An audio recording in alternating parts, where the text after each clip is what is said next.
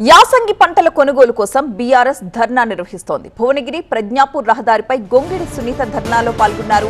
ముల్కలపల్లి ధాన్యం కొనుగోలు కేంద్రం దగ్గర రైతులు బైఠాయించారు. కొనుగోలు కేంద్రాలు ప్రారంభించిన ధాన్యం తూకం వేయడం లేదు అంటూ రైతులు ఆరోపిస్తున్నారు. రైతులతో కలిసి ధర్నా చేపట్టారు గొంగిడి సునీత.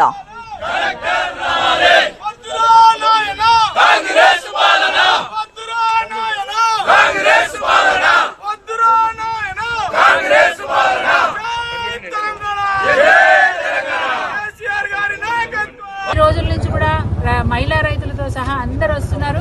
రాత్రి ఇక్కడే నిద్ర చేస్తా ఉన్నారు. పొద్దున లేవగానే వరి కుప్పలన్నీ కూడా ఆరబెట్టుకుంటున్నారు.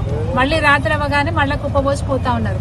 10 రోజుల నుంచి రైతాంగానికి ఇంత గోస ఉంటే కూడా వారం రోజుల క్రితము మరి ఎమ్మెల్యే గారు వచ్చి రిబ్బన్ కట్ చేసి ప్రారంభించిన అని చెప్పినారు. ప్రారంభించిన రోజు నుంచి అంటే వారం అయింది. ఈ రోజు వరకు కాంటా లేదు. ఈ రోజు వరకు కాంటా పెట్టలే, కూలీలు లేరు, కాంటా లేదు, కూలీలు లేరు. ఈ రైతాంగం ఏమో బార్దార్లు కిరాయికి తెచ్చుకొని ఆ కిరాయికి తెచ్చుకున్న బార్దార్లతో అది అదనపు భారం రైతాంగం మీద పడతా ఉంది. యాసంగి పంటల కొనుగోలు కోసం బీఆర్ఎస్ ధర్నా నిర్వహించింది. భువనగిరి ప్రజ్ఞాపూర్ రహదారిపై గొంగిడి సునీత ధర్నాలో పాల్గొన్నారు.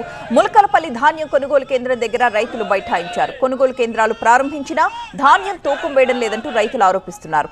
రైతులతో కలిసి ధర్నా చేపట్టారు గొంగిడి సునీత.